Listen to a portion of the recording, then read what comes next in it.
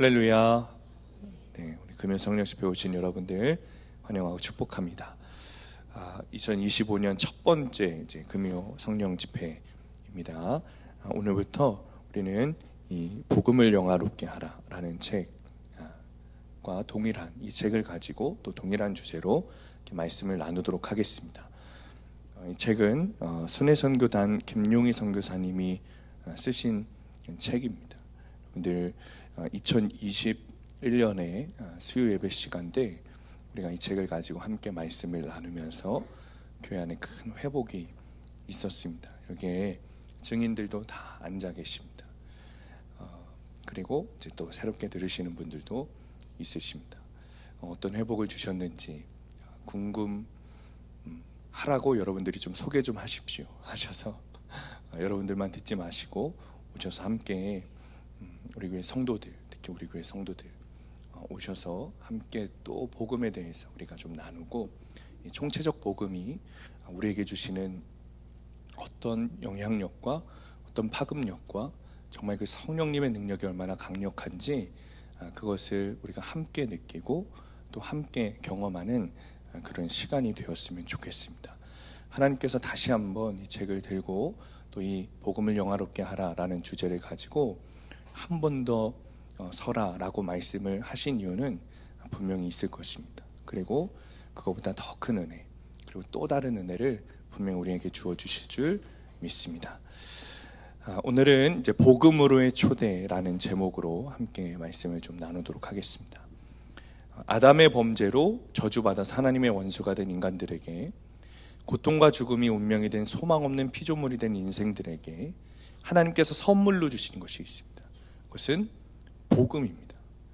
꿈꿀 수도 바랄 수도 없는 그런 은혜의 복음, 십자가 복음이 우리에게 주어졌고, 그 복음이 닿는 곳마다 죽은 자들이 살아나고 영혼들이 변화되는 역사가 일어났습니다.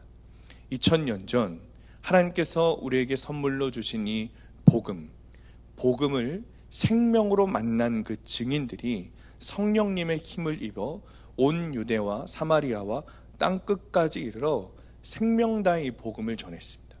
그 복음이 우리에게까지 왔어요. 그들은 모두 죽었지만 시대는 하루하루 다르게, 분초마다 다르게 변하고 있지만 이 영원한 진리, 우리가 가지고 들고 보고 읽고 묵상하는 이 복음의 진리는 결코 변함이 없습니다. 온전한 믿음으로 복음 앞에 나오는 사람에게는 하나님께서는 반드시 구원하는 축복을 허락하십니다. 그런데 너무나도 안타깝게 이 땅에 복음의 능력이 사라지고 있어요. 복음에게 능력이 없는 것이 아니라 복음을 복음답게 여기지 않는 교회가 너무나도 많아지고 있습니다. 한국교회는 2000년 기독교 역사상 유례 없는 부흥을 이루었습니다. 짧은 100년 만에 선교를 받는 교회에서 선교를 하는 교회가 되었습니다. 그렇게 될 수 있었던 이유는 선교사님들의 순교적 사명과 그와 더불어 한국교회 초기에 일어났던 십자가 복음, 회개의 영성으로 가능했던 것입니다. 실제로 1903년 하디 선교사님으로 시작된 부흥의 역사가 1907년 평양 대부흥으로까지 이어질 수 있었던 것은 하디 선교사님의 회개와 길선주 장로의 공개 자복 회개로부터 시작된 것이 한국교회 부흥의 시작이었습니다. 그런데 이제 그렇게 십자가 복음과 회개의 영성으로 부흥된 한국교회 안에 그 부흥이 사그라들고 십자가가 사라지고, 그러다 못해 유럽의 교회와 미국의 교회를 따라 점점 무너지고 쇠퇴해 가고 있습니다. 한국교회가 무너지고 있는 이유는 분명합니다. 교회 안에 십자가 복음이 사라졌기 때문입니다. 교회 안에 회개의 영성이 사라졌기 때문입니다. 교회 안에는 한국교회 최대 이단인 기복주의가 자리 잡았고, 그저 잘 먹고 잘 사는 운동이 십자가 복음을 대체해버렸습니다. 이제야 여러 교회가 다시 십자가 복음을 붙들고 회개의 영성을 붙잡고 다시 돌아가기 위해 애쓰지만 그마저도 흉내만 내는 교회가 너무 많습니다. 오히려 이것을 수적 부흥의 수단으로 삼는 교회들이 있습니다. 그리고 여전히 복음을 부르짖고 회개를 부르짖는, 십자가를 부르짖는 교회는 터무니없이 적습니다. 십자가 복음은 수단이 아닙니다. 도구가 아닙니다. 어떤 방법이 아닙니다. 교회의 목적이자 처음이자 나중입니다. 교회는 99%를 십자가 복음 회개로 채울 것이 아니라 100%를 십자가 복음과 회개로 채워야 하는 것입니다. 만약 설교자들이 설교하는 매 순간마다 십자가 복음을 선포하지 않는다면 그것은 들어서는 안 되는 설교입니다. 성도들은 자기들이 원하는 설교를 듣고 싶은 말씀을 찾아 듣는 것이 아니라 나의 죄성이, 나의 악함이, 나의 인간적인 면모가 아무리 듣기 싫어해도 십자가 복음을 듣고 또 들어야 합니다. 30년, 40년 신앙생활하면서 이미 여러 번 많이 들었고 너무 많이 들었으니 싫고 내 죄에 대해서 이야기하느니 거북하고 듣기 싫은 마음이 있다면 그것은 진리의 말씀을 통해 내 안에 은혜가 흐르는 것을 지독히도 싫어하는 사단이 주는 마음입니다. 복음이 듣기 싫다는 것, 십자가를 바라보기 싫다는 것, 회개하기 싫다는 것, 그 이유는 이미 내가 다 알고 있습니다. 이미 많이 들었다는 이유일지라도 그것은 사단이 주는 마음이 분명해요. 나에게 그런 마음이 들으면 들을수록 우리는 어디로 가야 하는가? 십자가 앞으로 가야 돼요. 제가 목사님들과 싸우는 가장 큰 가치는 무엇이냐면 예수님을 만나면 사람은 반드시 변한다는 것입니다. 그런데 어떤 사람들은 사람은 절대 변하지 않는다고 말해요. 예수를 믿어도 사람은 변하지 않는다고 말합니다. 심지어 목사들마저도 그런 이야기를 해요. 그건 본인부터 예수를 만나지 못했다는 뜻인 거예요. 내가 예수님을 만나본 적 없고 변해본 적 없고 내가 뒤바뀌지 않았고 내가 죽었다 예수 생명으로 살아가는 그 삶과 그 변화가 없다는 증거인 거예요. 그러나 제 안에 난 결론은 예수님을 만나면 사람은 반드시 변한다는 거예요. 만약 예수님을 만났다고 말하는데 사람이 변하지 않는다면 그것은 여러분 복음이 거짓이라는 뜻이에요. 만약 복음이 거짓이라면 교회는 2000년 전에 문을 닫았어야 됐습니다. 사람이 변하지 않는 이유는 복음이 거짓이라서가 아니라 내 믿음이 잘못된 거예요. 복음은 거짓이 아니에요. 복음은 참이고 진리이고 생명이고 변하지 않습니다. 그렇다면 하나님께서 주신 복음, 그 복음을 영화롭게 하라. 도대체 이 복음을 어떻게 영화롭게 할 수 있을까? 인간이란 존재가 어떻게 복음을 영화롭게 할 수 있을까? 복음은 그 자체로 영화롭습니다. 복음은 우리가 영화롭게 한다고 해서 영화로운 것이 아니라 복음은 그 자체로 영광스러운 것이고 밝게 빛나는 해 같은 것입니다. 그 자체로 기쁜 소식이에요. 그런데 우리가 어떻게 이런 복음을 영화롭게 할 수 있을까? 복음 말 그대로 기쁜 소식인데 하나님께도 기쁜 소식, 우리에게도 기쁜 소식. 여러분, 이 복음은 우리가 쟁취한 것이 아니에요. 우리가 복음을 복음답게 만드는 것이 아니에요. 하나님께서 우리를 선물로 주셨어요. 그렇다면 복음을 영화롭게 할 수 있는 방법은 하나님께서 주신 이 복음을 복음의 목적대로 받아들이는 거예요. 하나님은 우리의 모든 것을 아시는 분이십니다. 여러분의 일거수일투족까지 다 아시는 분이세요. 우리보다 우리를 더 잘 아시는 분이 하나님이십니다. 여러분, 전시회에 가면 그림들이 이렇게 쫙 있지 않습니까?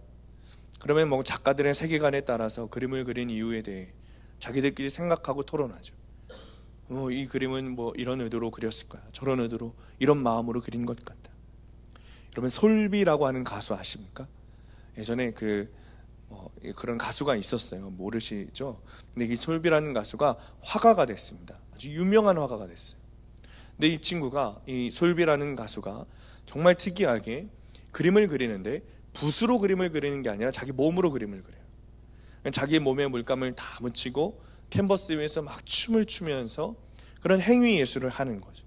언젠가 한 번은 이 솔비 씨가 어느 방송 프로그램에 나와서 자기가 그린 그림들을 이제 그리는 방법과 그림에 대해서 막 설명을 해요. 이 그림은 뭐고 저 그림은 뭐고. 그 중에 한 방송인이 이 솔비 씨의 그림을 보면서 이 그림은 솔비 씨가 정말 기분이 좋을 때 그렸나 봅니다. 그리고 이런 이야기를 하는 거예요. 왜냐? 그림이 엄청 화려했거든요. 아주 다양한 색깔을 사용했고 다 밝은 색깔의 물감을 사용했어요. 그랬더니 이 솔비 씨가 아주 정색을 하면서 반대로 아주 우울한 상태에서 그린 그림이라는 거예요. 그러면서 당시 자신의 삶과 여러 가지 그런 우울증, 여러 가지 감정 상태에 대해서 설명하는 것을 제가 본 적이 있습니다. 저는 이 장면을 보면서 우리가 아무리 어떤 그림에 대해서 추측하고 평가하고 또 의견을 나눈다고 할지라도 그 작품에 대한 의도는 그림을 그린 작가, 그러니까 창조주만 아는 거구나 라는 것을 제가 깨달았어요. 하나님은 우리의 모든 것을 아시는 분이세요. 우리보다 우리를 더 잘 아시는 분이세요. 주님이 우리의 창조주이시기 때문이죠. 하나님께서 나에게 복음을 주셨다는 것은 나에게 복음이 필요하다는 거예요. 그런데 문제는 우리가 주님이 주신 이 복음을 하나님의 뜻대로 복음을 복음답게 사용하지 않을 때가 너무 많다는 거예요. 복음을 주신 분의 의도대로 복음을 사용하지 않으니 내 삶이 복음이라는 것을 알아도, 그것을 깨달아도 내 삶에 변화가 없는 것이죠. 주님은 이 복음을 그렇게 주시지 않았는데 우리는 신학과 신앙이 다르다, 육적인 것과 내 생각과 삶이 다르다, 믿음 따로 삶 따로 라고 이야기를 많이 하죠. 현실과 신앙은 다르다고 말해요. 말씀대로 사는 것은 불가능하다고 말해요. 평범한 성도와 극단적인 성도를 나누고 극으로 가서는 문제가 되고, 그러니 균형 있는 신앙생활을 해야 된다라고 말하면서 신앙과 삶을 타협할 때가 많습니다. 그런데 성경은 믿음에 대해 그렇게 가르친 적이 없어요. 타협하라고 가르친 적이 없어요. 그러니 우리가 늘 말하는 가장 불행한 사람, 교회 열심히 다녀도 지옥 가는 그런 사람들이 계속해서 생겨나는 거예요. 오히려 진짜 믿음으로 천국 가는 사람보다 교회 다니면서도 열심히 다니면서도 가짜 믿음으로 지옥 가는 사람이 훨씬 더 많은 이유가 여기 있는 거예요. 여러분, 뭐가 진짜 행복일까요? 미국의 수도는 워싱턴이지만 세계의 수도는 뉴욕이라고 말하죠. 뉴욕은 경제 중심지고 문화, 사회, 정치의 중심지입니다. 세계의 중심지죠. 뉴욕에는 없는 것이 없다 그래요. 없는 것을 찾기가 힘들다. 그러니까 모든 것이 다 있는 도시가 뉴욕이에요.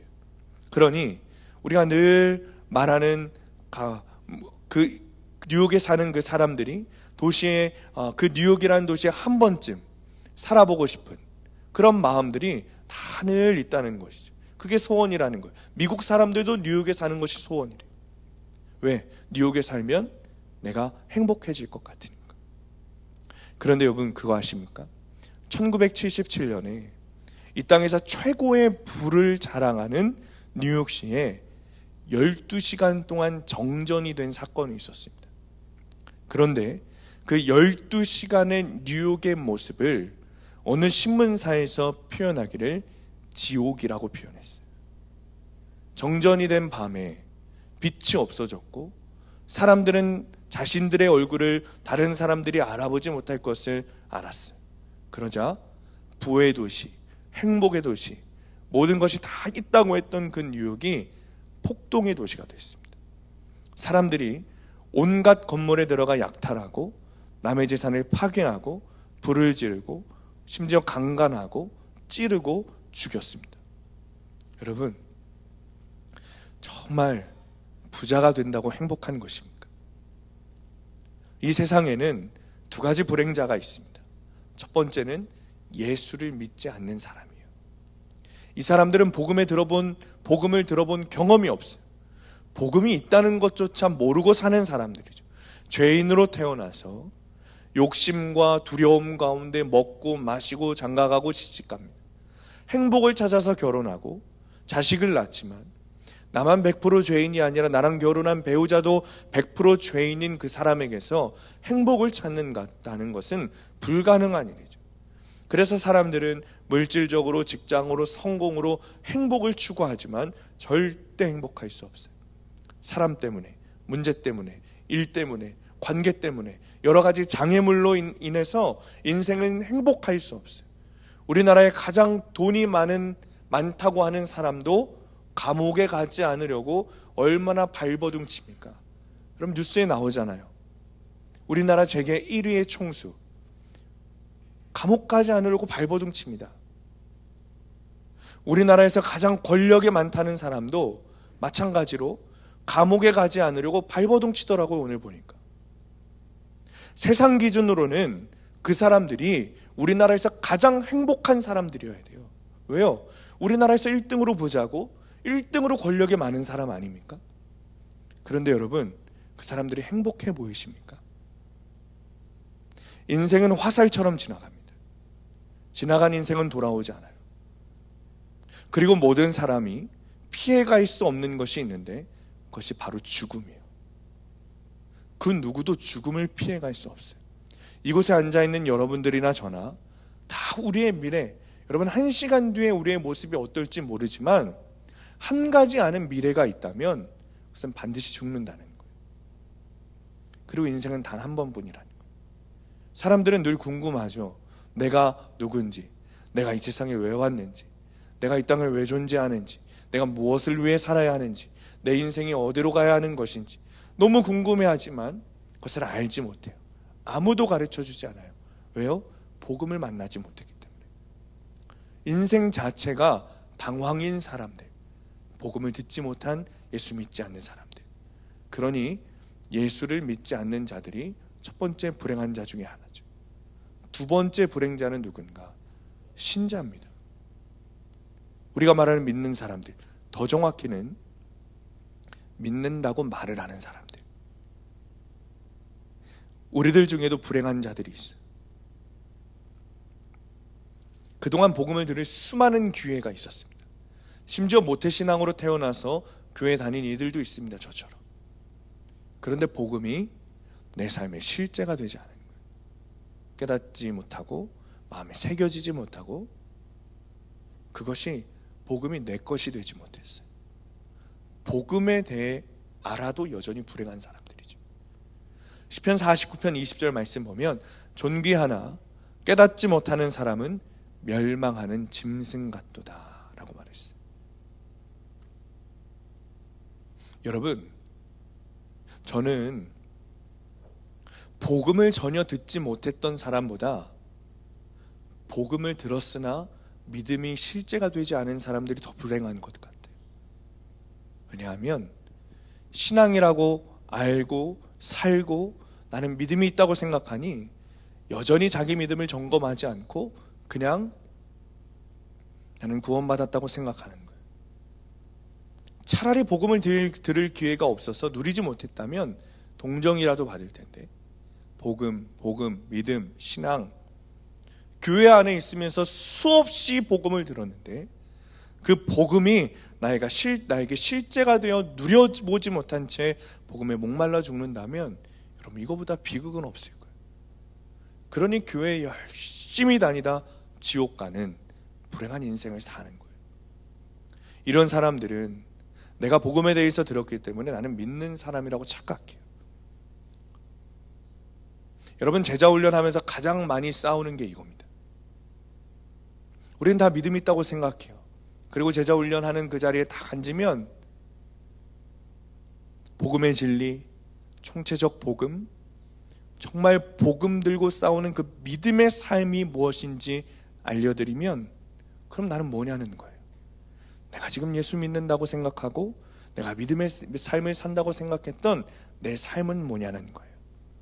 그동안 30년, 40년 신앙생활했다는 것이 부정당하고 그것이 믿음이 아니었다 말하는 그 복음의 진리 앞에 화가 나는 거예요. 그것이 믿어지는 것이 아니라 화가 나는 거예요. 나는 그동안 오랫동안 예수를 믿는다고 말하고 교회를 다녔기 때문에 그렇게 오랫동안 신앙생활한 그 연수로 그 횟수로 내가 큰 믿음을 가지고 있다고 생각했는데 그것이 아니라고 조목조목 밝히니 듣기가 싫은 거예요. 내가 권사고 내가 장로인데 어디서 믿음이 없다는 말을 함부로 하냐, 역정을 내는 거죠. 여러분들만 있는 것이 아니에요. 가짜 믿음을 가진 성도들, 교회 다니는 사람들이 대부분 그렇습니다. 그리고 자리를 박차고 나가죠.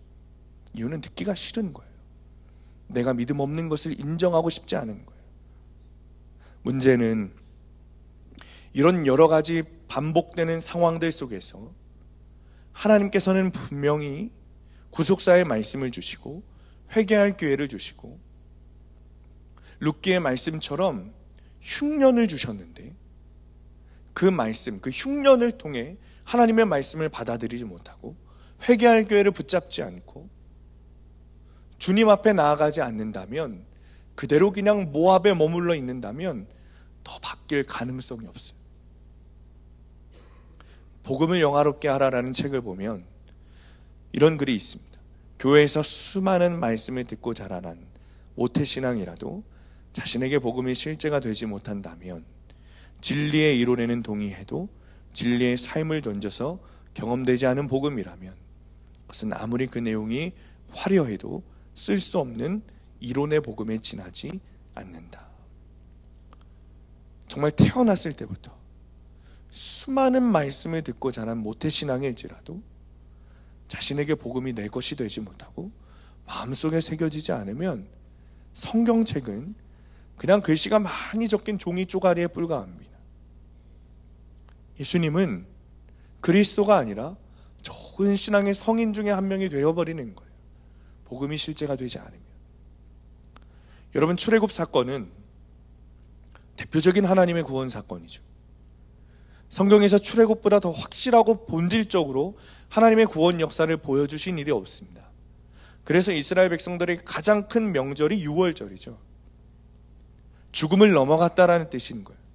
하나님께서 애굽에 10가지 재앙을 내리시고 마지막 10번째 재앙, 애굽에서 난 모든 첫 번째 것들을 다 죽이시는 그 재앙 속에 문설주의 어린 양 피를 바른 이스라엘 백성들 집에는 하나님의 그 성령의 영이 들어가지 않으시고 그 재앙을 넘어가 주셨어요. 살아났어요. 그리고 나머지 애굽에서 난 모든 첫 번째 것들, 사람뿐만 아니라 짐승들 모든 것들이 다 죽었어요. 그리고 이스라엘은 그 마지막 10번째 사건을 통해, 그리고 심지어 애굽마저도 생명의 주관자가 하나님이시라는 것을 똑똑히 알게 됐어요. 그 사건을 통해 애굽을 탈출하게 되죠. 그래서 주님도 이스라엘에게 말씀하실 때 자신에게 설명하시기를 나는 너를 애굽 땅 종되었던 곳에서 인도하여 낸 하나님이라 라고 본인을 설명하시는 거예요. 그만큼 이 출애굽 사건은 이스라엘 백성들에게 잊혀질 수 없는, 잊을 수도 없는 그런 날인 것이죠. 이스라엘 백성들도 애굽에서의 이 10가지 재앙의 사건은 하나님이 하나님이시다라는 고백을 할 수밖에 없는 사건이에요.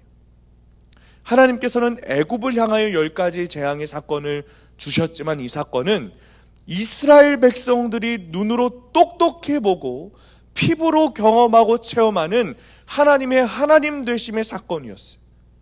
아무도 이 10가지 사건을 보고 이스라엘 백성 그 누구도 못 봤다, 난 모른다, 이해하지 못했다, 어쩌다 그것은 우연이다 라고 하지 못하는 그런 하나님의 하나님 되심을 이스라엘 백성들에게 똑똑히 보여주셨어요. 이것은 이스라엘 백성들 마음 가운데 믿음을 쑥 밀어넣어주신 하나님의 계획이었어요. 하나님의 왕 되심, 하나님의 유일한 신 되심, 그것을 이스라엘 백성들에게 보여주는 거예요. 이렇게 완벽한 승리로 이스라엘 백성들을 애굽 땅에서 탈출시키셨습니다. 애굽 왕 바로 왕이 스스로 나가라 그랬어요. 너희들 나가라. 애굽 사람들이 주는 은, 금, 폐물까지 다 가지고 당당하게 걸어 나갔어요. 주님의 주님 되심, 하나님의 하나님 되심, 주님의 행하신 놀라운 구원이 얼마나 대단하고 비범하고 완벽하고 충분한지 그들이 눈으로 보고 몸소 체험한 그 사건이 출애굽 사건이에요. 그렇게 출애굽 사건을 통해 하나님이 약속하신 땅 가나안으로 출발했습니다. 그 여정을 출발했어요. 그런데 애굽 땅에서 나오자마자 문제가 생겨요. 홍해가 그들을 가로막고 있는 거예요. 애굽에서는 실제적인 문제가 없었습니다. 하나님 다 하셨거든요. 하나님 다 하셨습니다. 1부터 10까지 모세와 아론을 사용하셔서 애굽에서 이스라엘 백성 탈출시키는 모든 일들을 하나님이 다 하셨어요. 이미 400년 이상 그들에게는 먹고 사는 문제도 없었어요. 왜? 이미 400년 이상 그들은 노예로 살아갔고 잘 먹고 잘 살지는 못해도 누워 잘 집이 있고 먹고 마실 음식이 있었어요. 걱정이 없었어요. 그런데 그런 자신들의 삶의 자리에서 다 떠나서 이제 막 새로운 삶을 출발하려고 하는 이때 내 눈앞에 홍해라고 하는 거대한 문제가 생긴 거예요. 엎친 데 덮친 격으로 뒤에는 바로의 군사들이 막 쫓아와요. 죽이려고 쫓아와요. 여러분, 우리에게도 이런 상황들이 있지 않습니까? 예수님 잘 믿어보려고 결단했어요. 앞으로 출발! 그런데 내 눈앞에 가족들이 반기질 않아요. 무슨 예수냐? 그동안 믿었던 대로 믿으면 돼. 그렇게까지 할 필요 없어. 적당히 하면 돼. 더 극단적으로 예수 믿으려고 하면 나랑은 이혼이야. 아니면 지금을 나가. 학비를 대줄 수 없어. 때로는 폭력을 사용하죠. 그럼에도 불구하고 예수를 믿으려고 하는데 경제적인 문제가 내 발목을 잡아요. 일을 해야 되는 상황, 예배 나오지 못하고 신앙을 지키지 못하고 기도하지 못하고 혹은 관계적인 문제. 여러분이라면 앞에는 홍해가 뒤에는 바로의 군대가 그런 진퇴양난에 빠졌다면 여러분이라면 어떻게 하시겠습니까? 물론 굉장히 어려운 상황이죠. 쉬운 상황은 아닙니다. 그럼에도 불구하고 이스라엘에게는 이 모든 것이 아무런 문제가 될 수 없어요. 왜요? 이스라엘은 방금 전까지 하나님께서 애굽에게 내리신 10가지 재앙, 심지어 모든 장자를 죽이신 그 생명의 주관자 하나님이 하나님 되심을 눈으로 똑똑히 보았어요. 그것을 보았다면 여러분, 이스라엘은 하나님을 향한 믿음으로 충분했어요. 아무리 다급한 일이 벌어져도 애굽에서 탈출시킨 하나님을 기억하면서 주님 믿습니다. 홍해 아무것도 아닙니다. 바로의 군대 하나님 일하실 줄 믿습니다. 이것이 이스라엘 백성들의 믿음이었어요. 하나님은 그것을 바라시고 그들 앞에 홍해를 두신 거예요. 왜냐? 이스라엘에게는 지금 증거가 너무 많아요. 하나님의 하나님 되심의 증거가 너무 많습니다. 하나님께서 나를 사랑하신다는 증거가 너무 많습니다. 그런데 실제 자신들의 믿음을 사용해야 하는 그 홍해라는 문제 앞에 닥치자 하나님이 바로 전날, 바로 1시간 전에 하나님이 하셨던 그 능력을 까먹는 거예요. 하나님의 권능, 하나님의 능력은 온데간데 없고 그들이 알고 있던 하나님의 지식도 전혀 도움이 되지 않은 채 그들의 악한 실체를 고스란히 드러냈어요. 이스라엘 백성들이 모세에게 이렇게 말하죠. 봐, 우리가 얘기했잖아. 탈출은 무슨 탈출이야. 우리는 내버려 두라고 했잖아. 그냥 애굽 사람을 섬길 것이라 하지 않았느냐. 그들을 섬기며 노예로 사는 것이 이 광야에서 죽는 것보다 나을 뻔했다. 왜 복음을 듣고도 불행한가? 이유는 간단해요. 복음이 실제가 되지 않은 거예요. 그저 이론으로, 학문으로, 그저 어떤 역사의 그런 위인의 좋은 글귀 정도로 우리가 생각하는 거예요. 여러분, 복음이 실제가 되셨습니까? 아마도 요 몇 년 동안 여러분 실제라는 말을 참 많이 들으셨을 겁니다. 여러분들도 많이 사용하셨을 것 같아요. 그런데 이것이 그냥 듣고 끝나는 실제라는 말조차도 이론이 되어버려서 내 신앙과 삶에 아무런 작용을 하고 있지 못하는 것은 아닙니까? 내가 점검해야 할 것은 복음이 실제가 되었는가? 말씀이 내 삶에서 살아 움직이는가? 말씀이, 내가 들어온 복음이 내 삶을 움직이고 변화시키고 내가 그렇게 살아가고 있는가? 정말 많은 사람들이 복음을 이론이라고 말해요.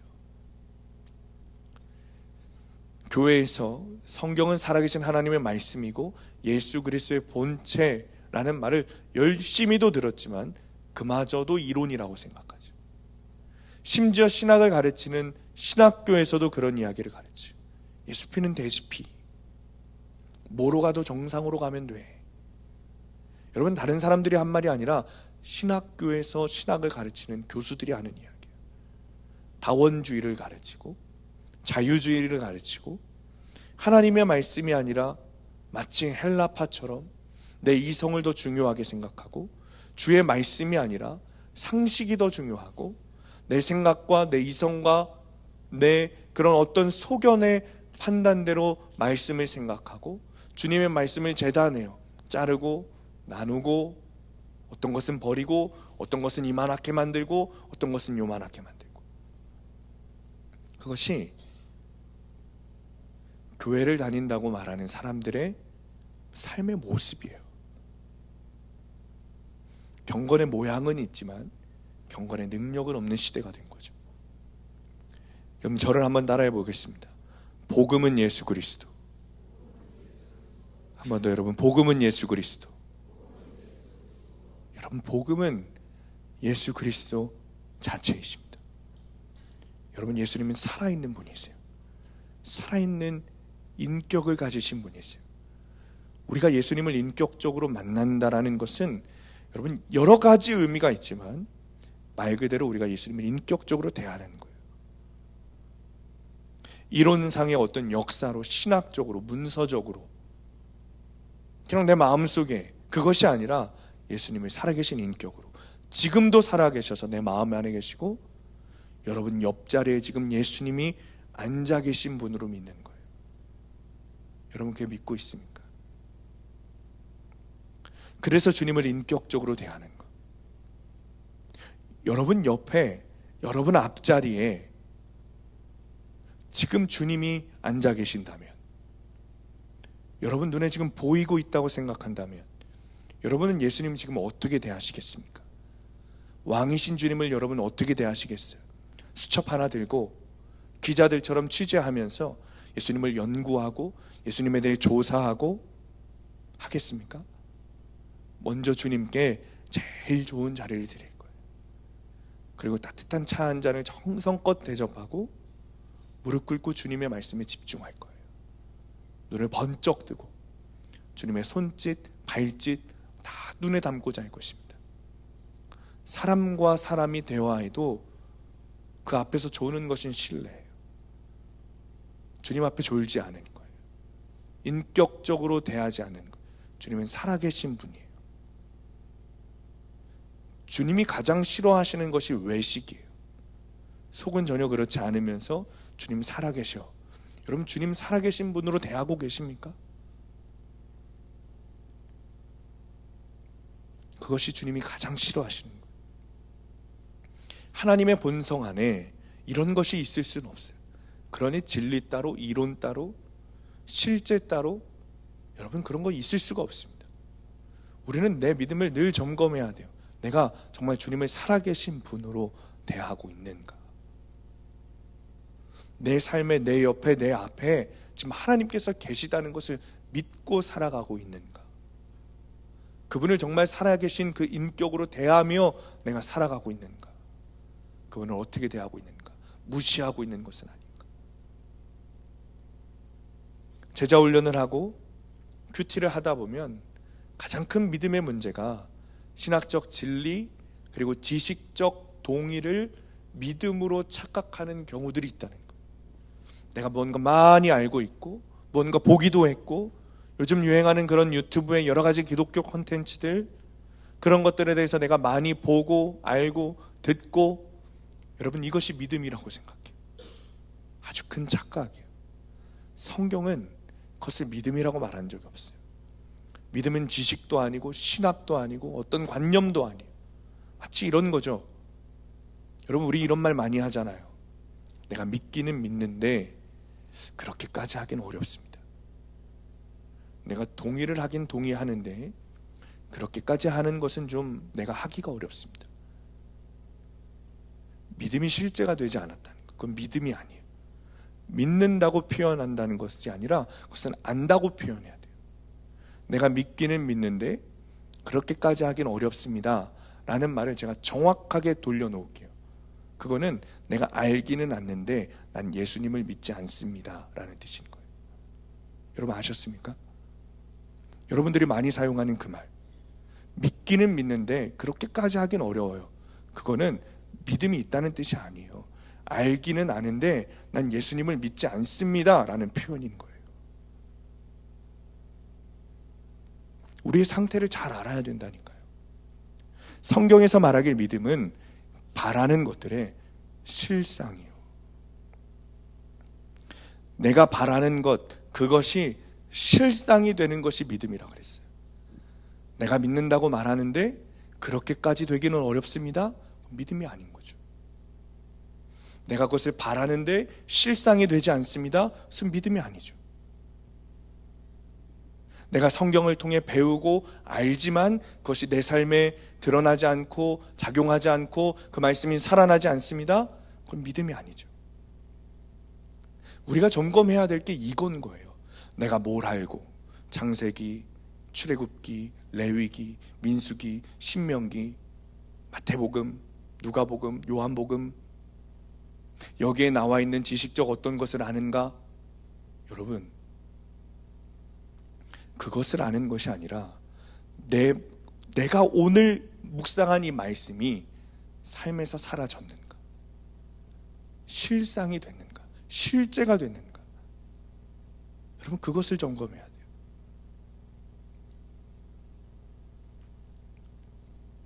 예배당 안에서만 아멘 하는 것이 아니라 여러분이 믿는 이 말씀이 여러분의 가정 안에서, 특별히 여러분이 가장 싫어하는 그 사람 앞에서, 여러분이 미워하는 그 원수들에게 여러분 실제가 되고 있습니까?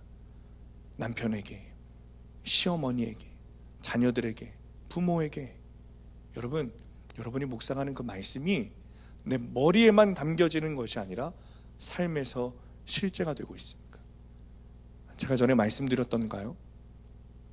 주일에 2부 예배를 드리고 그날따라 예배가 정말 뜨거웠어요. 그런 날 있지 않습니까? 그날따라 성령님의 뜨거운 임재를 경험하고 말씀 중에도 아멘 소리를 하시고 막 눈물을 흘리시고 저도 눈물을 흘리면서 말씀을 전하고 정말 그날 정말 은혜로운 시간이었어요. 그리고 예배를 다 마치고 1층에서 인사를 나누는데 어느 부부가 정문 밖을 나가면서 싸우는 거예요. 손가락질하면서. 얼마나 민망했는지 모릅니다. 열심히 예배드리고 아멘, 아멘 했는데 여러분, 그 은혜가, 그 믿음이 3층에서 1층으로 내려오는 순간 사라지는 거예요. 믿음이 실제가 되지 않은 거예요. 지식적으로는 아멘 했지만 믿음이 실제가 되지 않으니 곧장 내 마음대로 내 생각대로 싸우기 시작해요. 특히 남자분들 운전하시면서 정말 복음이 실제가 되십니까? 난 정상적으로 가고 있는데 막 옆에서 막 치고 들어와요. 뒤에서 막 빵빵거려요. 앞차는 제대로 운전을 안 해요. 여러분의 모습은 어떻습니까? 복음이 실제되어서 내 모습에 드러납니까? 아니면 여전히 내 성격대로, 내 자아대로 같이 소리 지르고 빵빵대고 욕하고 있지는 않습니까? 예배당 안에서 사는 원리가 다르고 예배당 밖에서 사는 원리가 다르면 그건 복음을 믿는 게 아니에요. 내가 믿는다고 하는 그 교리가 실제 내 삶을 움직이거나 내 삶에 변화를 주지 못하고 나에게 영향을 끼치지 못한다면 그 말씀과 나는 아무 상관없는 자죠. 구원받지 못하는 믿음이에요. 예를 들어 하나님은 살아계십니다.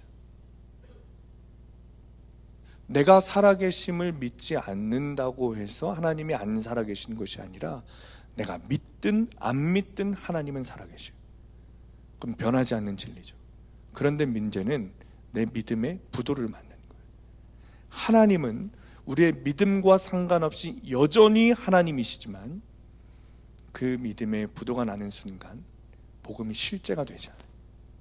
그렇게 살다 보면 나 스스로 나는 믿음 있다 자신하지만, 그래서 나는 구원받았다고 확신하지만 하나님 앞에 서보니, 심판대 앞에 서보니 주님께서 말씀하시기를 내가 너를 도무지 알지 못한다. 너와 내가 무슨 상관이 있냐. 그날에는 더 이상 기회가 없어요, 여러분.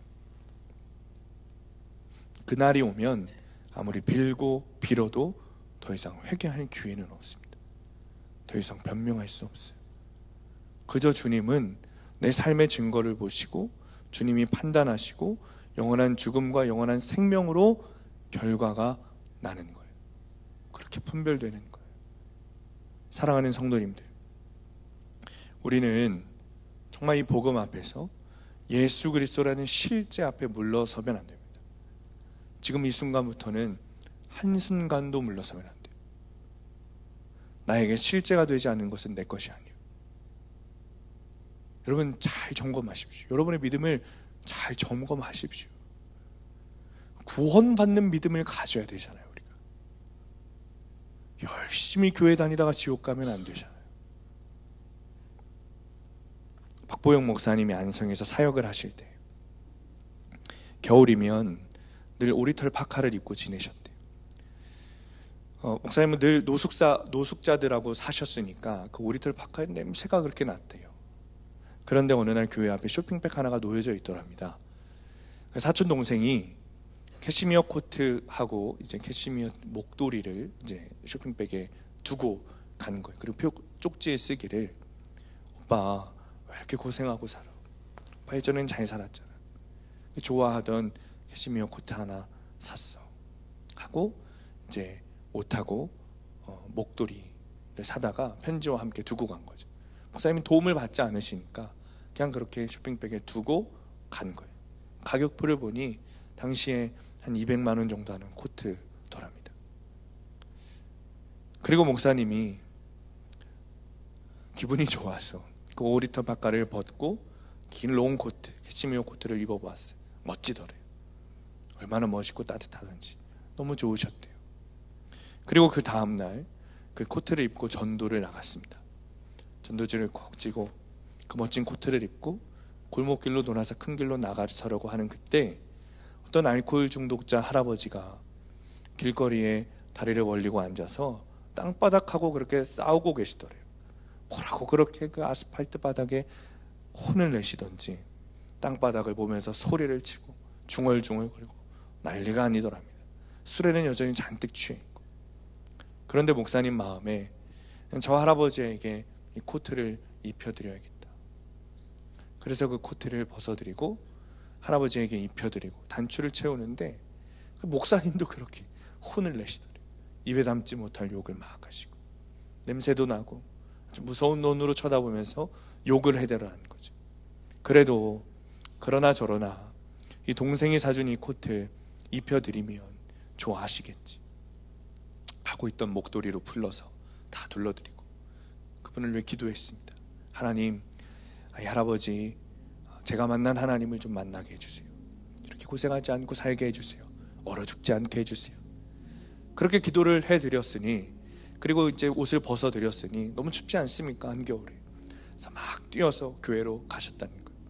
어느 정도 왔을 때 너무 궁금해서, 할아버지가 궁금해서 어떻게 하고 계신가, 잘 입고 계신가 뒤돌아보니 이 술주정뱅이 할아버지가, 입에 담지 못할 욕을 하시던 그 할아버지가 목사님을 지그시 쳐다보고 계시더랍니다. 얼마나 깜짝 놀랐던지. 분명 화가 나고 정말 그렇게 무서운 얼굴에 더럽고 냄새나는 그런 할아버지였는데 아주 인자한 얼굴로 목사님을 쳐다보고 계시더래요. 그리고 그 사건은 그냥 잊어버리고 전도를 하고 돌아와서 그날 저녁에 기도를 하시는데 하나님께서 이런 마음을 주시더래요. 내 종아, 내가 다 봤다. 그리고 그 장면을 떠올리게 하셨다는 겁니다. 하나님께서 믿음의 삶을 살아주셨던, 믿음이, 복음이 실제가 되었던 그것을 잊지 못하시고 고맙다고 하시는 그 마음을 넘치도록 주시더랍니다. 사랑하는 성도님들, 믿음이 실제가 되어 살아가고 계십니까? 복음이 여러분의 삶의 실제가 정말 되었습니까? 예수 그리스도께서 살아계셔서 지금도 나와 함께 하신다는 것이 그냥 지식적 동의가 아니라 내 삶에서 복음이, 믿음이 살아 움직여야 돼. 진짜 믿음, 구원받는 믿음, 내 삶을 변화시키는 믿음. 이 시간에 우리가 함께 기도할 텐데, 주님, 우리 안에 믿음이 실제가 되기를 원합니다. 우리 안에 복음이 살아 움직이기를 원합니다. 내 안에 그냥 지식적 동의가 아니라 말씀이 육신이 되신 것처럼 내 안에 말씀이 살아 움직이고 복음이 실제가 되어서 내 삶에서 믿음이 드러나고 예수 그리스도가 드러나게 하여 주옵소서. 우리 시간 함께 찬양하고 기도하겠습니다. 12절 말씀 붙들고 기도하겠습니다.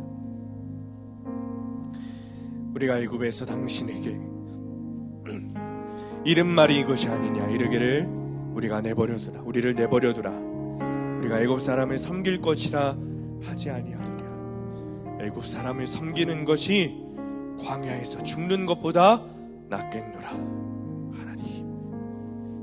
하나님,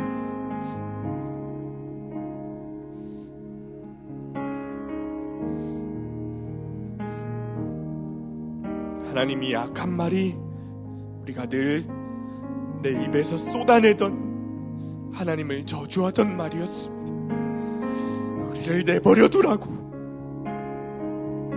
하나님의 하나님 되심을 우리가 경배하지 못하고 인정하지 못하고 그만 내버려두라고.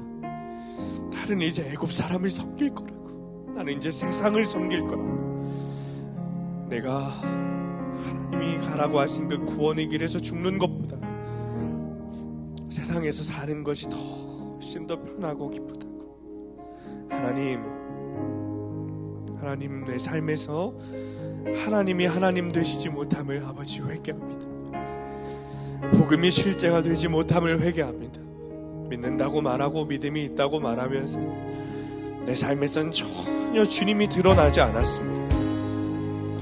그저 지식적 동의로 아버지 그것을 믿음으로 착각하며 살았습니다. 주님께서 오늘 우리에게 다시 한번 다시 돌아오라 복음으로 초대하십니다. 하나님, 주님이 부르시는 이 초대에 아버지 우리가 감사한 마음으로 그리고 갈급한 마음으로 주님 앞에 나아갑니다.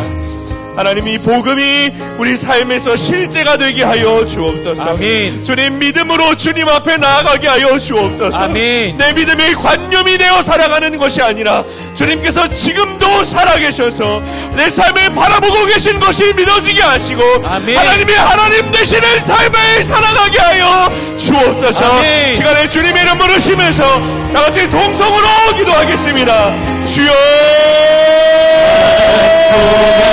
내 하나님을 감사함으로 주 앞에 나가며 주님의 앞에 경배해. 아버지 하나님, 내 삶을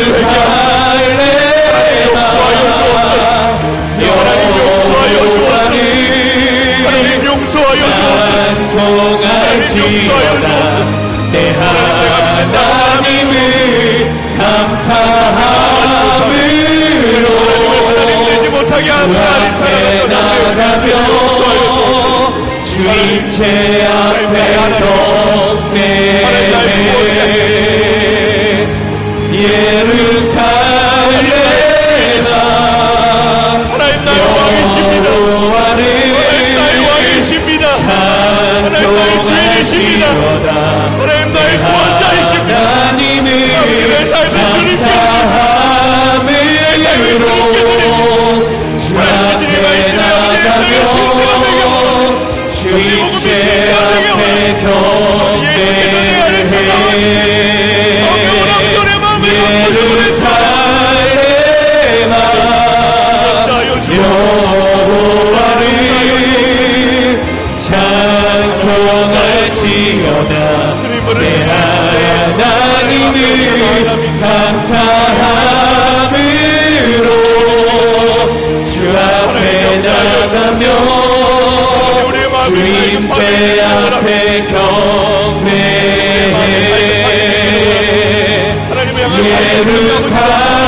예루살렘아 여호와를 찬송할지어다 내 하나님을 감사함으로 주 앞에 나가며 주님 제 앞에 경배해.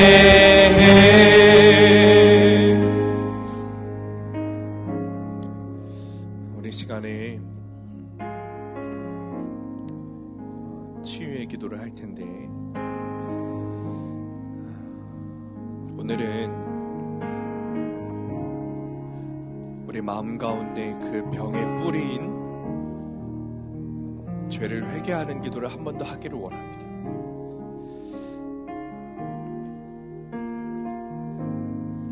내 마음의 죄가 치료되길 원합니다.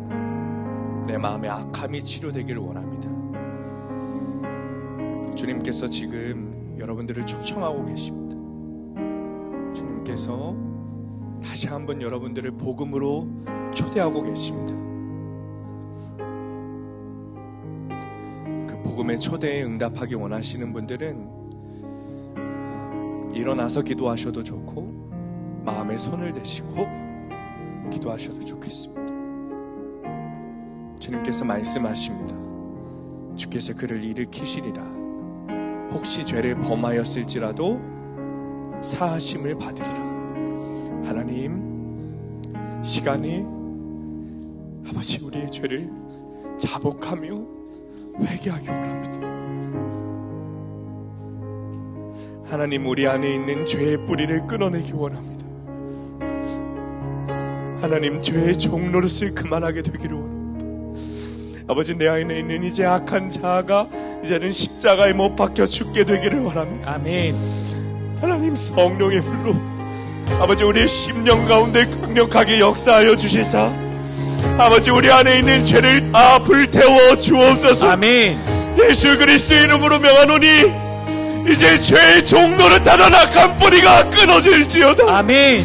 악한 종노릇하는 내 십자가에 못 박힐지어다. 아멘. 아버지, 이제는 내 자아가 죽고 다시 예수 생명으로 살아가는 역사가 일어나게 하여 주옵소서. 아멘. 내 자아는 죽고 새 사람으로 거듭나는 역사가 일어나게 하여 주옵소서. 아멘. 더러운 이 자아가 성령의 불로 깨끗하게 불태워져 하나님 앞에 온전히 나아가는 역사가 있게 하여 주옵소서. 아멘. 복음으로 초대하신 하나님 앞에 하나님 죄의 발목을 붙잡고 죄의 옷자락을 붙잡고 하나님 앞에 갈급함으로 나아가기를 원하오니 하나님 우리의 심령 가운데 뜨겁게 역사하여 주옵소서. 아멘. 아버지, 이 시간에 주님의 이름 부르시고 함께 동성으로 기도하겠습니다. 주여, 예루살렘 여호와를 찬송할지어다 내 하나님을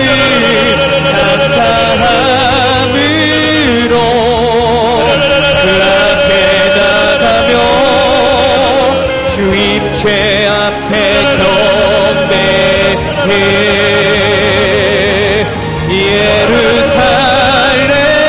예루살렘아 여호와를 찬송할지어다 내 하나님을 감사함으로 그 앞에 나가며 주님 죄 앞에 경배해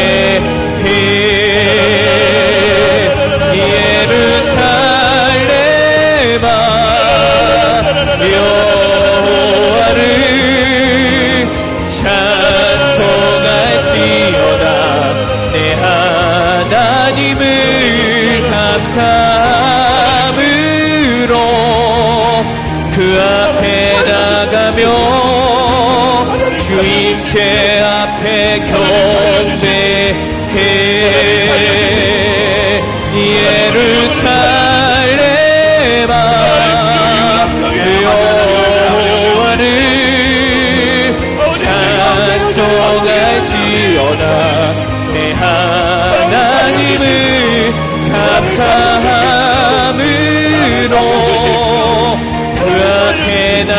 나가며 주 임재 앞에 경배해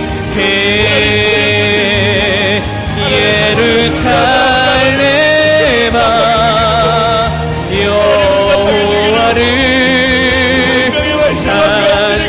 찬송할지어다 내 하나님을 감사함으로 주 앞에 나가며 주 임재 앞에 경배해